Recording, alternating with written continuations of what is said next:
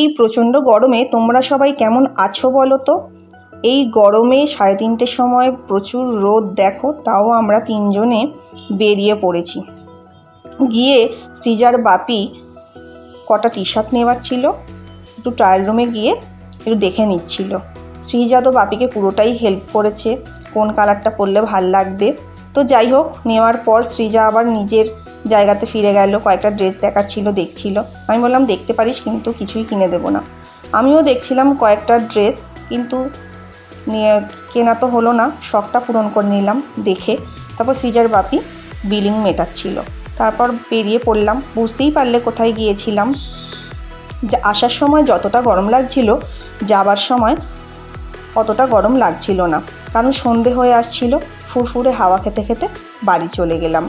তো তোমাদের ভিডিও কেমন লাগলো অবশ্যই জানিও, একটা করে লাইক করে দিও। আজকের মতো টাটা।